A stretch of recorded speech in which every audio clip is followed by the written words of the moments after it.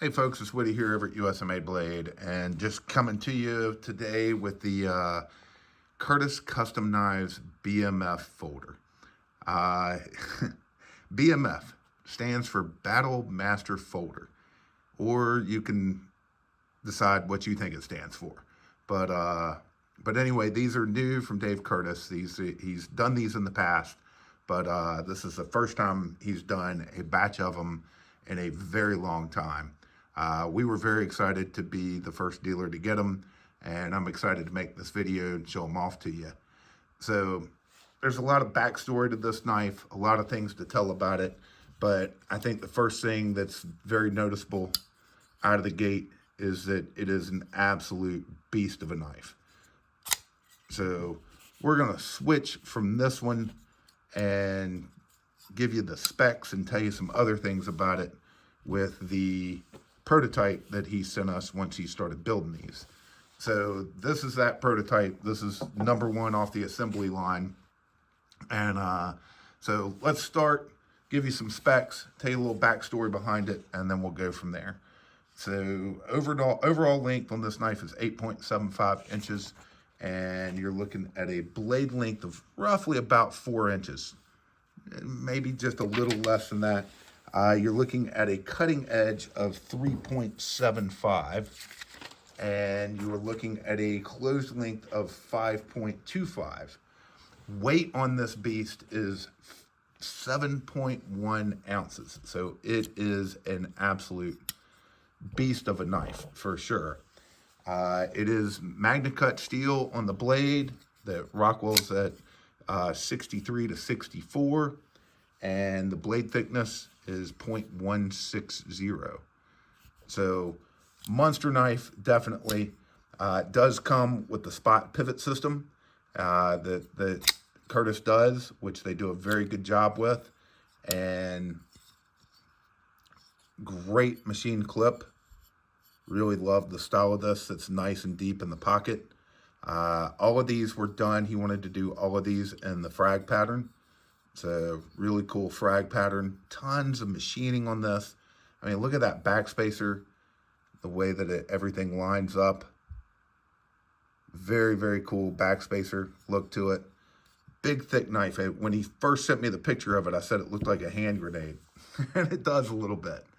So anyway, give you a little backstory on this. Dave approached us 4 or 5 months ago and said he was going to do another run of BMFs, and did we want to be in on the ground floor running with these. And I got to say, this is something so different than we've ever sold. It is so out of the box for us, so out of our comfort zone, and still took a look at it, was like, we got to do this. We absolutely have to do it. I went and researched some of the old ones that were made and was like, this has got to happen. So anyway, we agreed and said, let's do it. And he agreed we'd get to be the first dealer to release them, which we've been able to do. And he's just been fantastic to work with through it. So during the process, a few weeks ago, more than that actually, probably a month ago, he sent us this as the first off the line, basically prototype to take a look at, check it out, flip it, mess with it, carry it, all that stuff, and give him some feedback. And honestly, it being out of our wheelhouse, I wasn't really sure what kind of feedback to give him. Out of the box, I'll show you that this one has gotten very smooth, but out of the box, with all of Dave's knives, they're a little, God, what's the word I'm looking for? Little tight. You definitely got to give those parts a little time to meld together, and they smooth up. And that's true for a lot of custom knives. When all those parts are brand new together, it takes a little time for everything to get going. So you'll see that doesn't, as big and thick as that blade is on a brand new one, fresh out of the box. It's a little tight closing, all that stuff. But once we got past that, bam.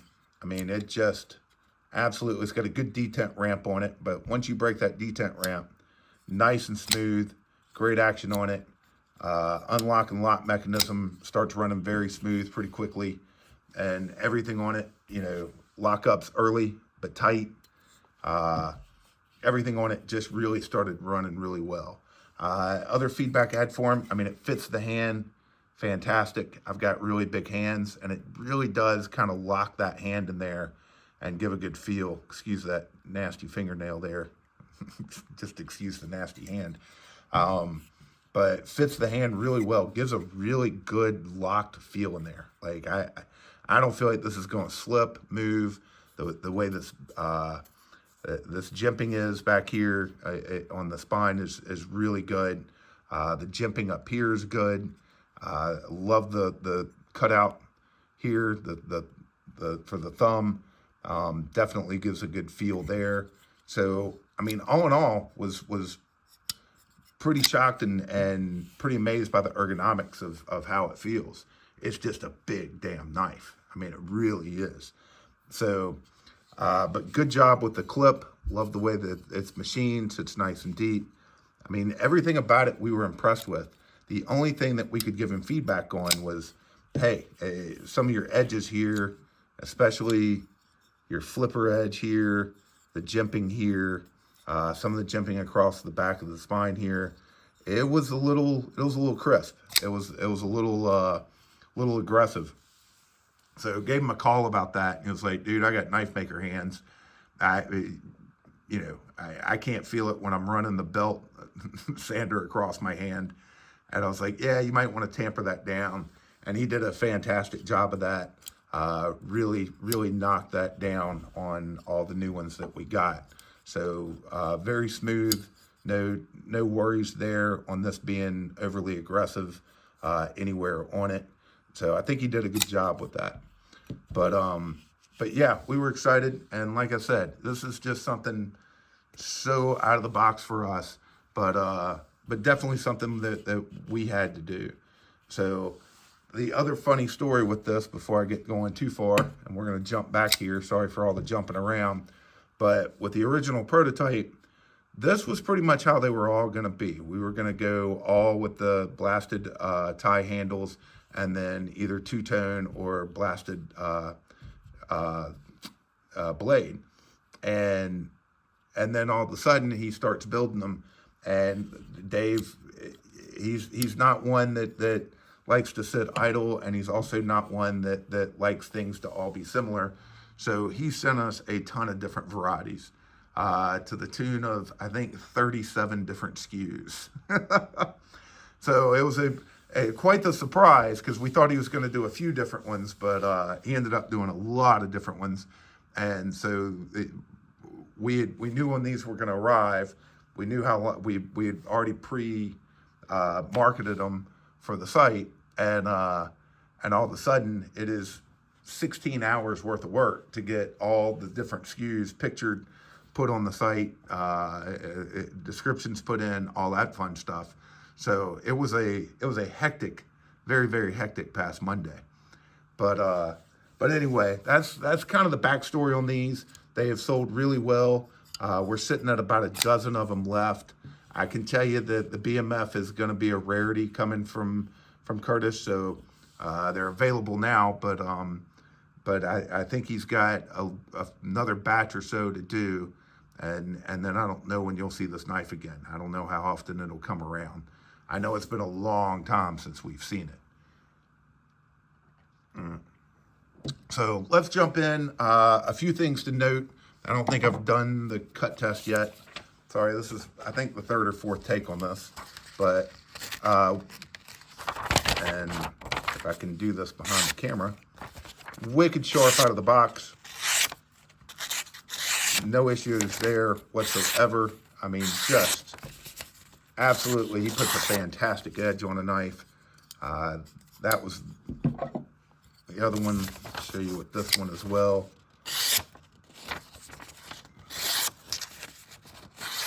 So no concerns there about sharpness. And like I said, it's Dave. He does a very good job. You just got to give it a chance to get past that kind of break-in period, and they really do turn into amazing knives. So we're going to move on to what we do with some comparisons. I am going to tell you all but Oh, let me double check.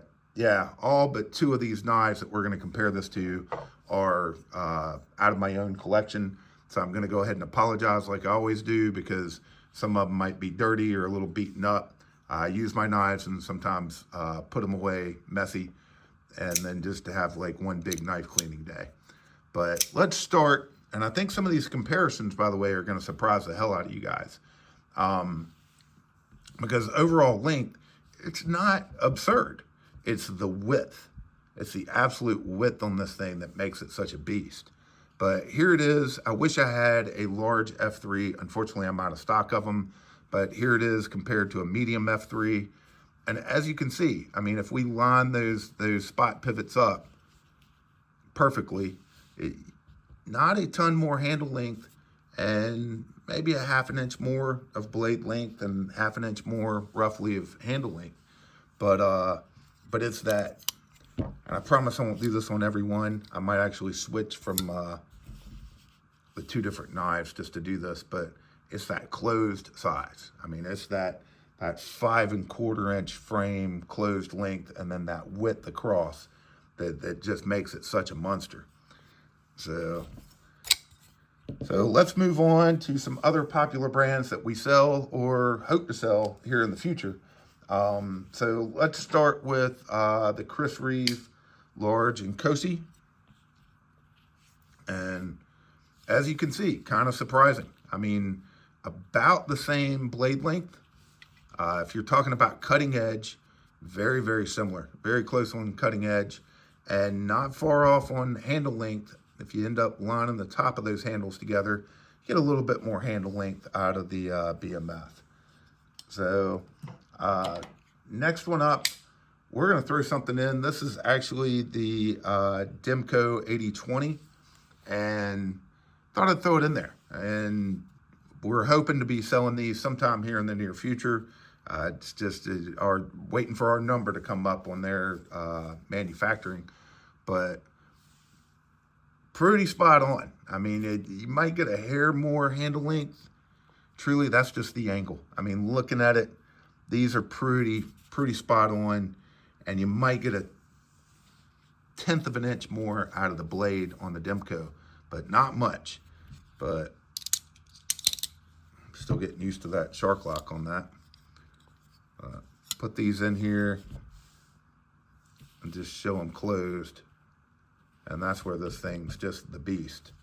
So I promise I won't do that on every one, or I'll at least bring in the other one. I'll try to remember to. Let's throw in the Les George VECP. And I apologize, this one's still pretty dirty. So, shocking. I mean, it's handle length. You got a little more handle length. Once again, it's the angle and a little bit more blade length out of the BMF, but not by much. Not by much at all. So, give you that. That's always the perspective that really changes it. Next one might be, this will be interesting. CT0308. Little shameless plug for the LMF micarta handle, but let's see here. Line these up a little better, and with the angle, it throws it off just a little, but you're looking at, honestly, just a hair more blade length out of it, especially on the cutting edge, maybe just a hair. Handle length, honestly, you're spot on. You are spot on the total handle length.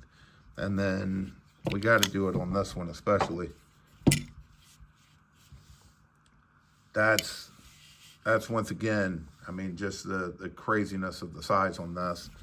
I'll give you a spine view.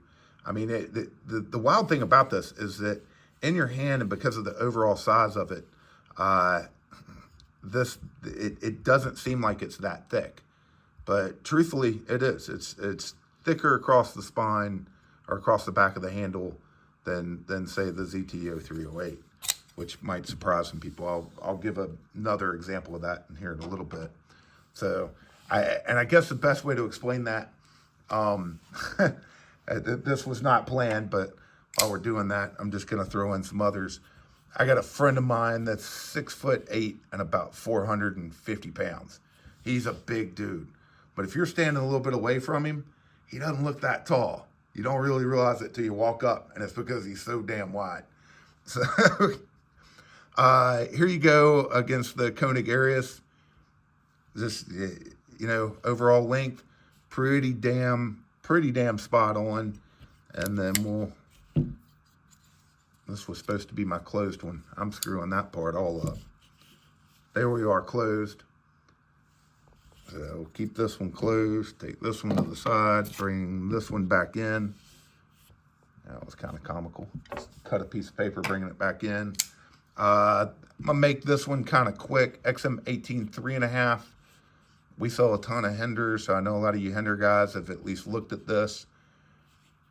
And the reason I'm gonna make that quick is because from there, we're gonna jump over, and actually, hang on. Let's throw that compared up. And I mean, we may not seem it, but yeah, we are the same thickness pretty much as that XM18 3.5. But when you have it in your hand and you're looking at it in person, it doesn't really come off that way. It seems like it'd be thinner, but it is a little thicker than people think.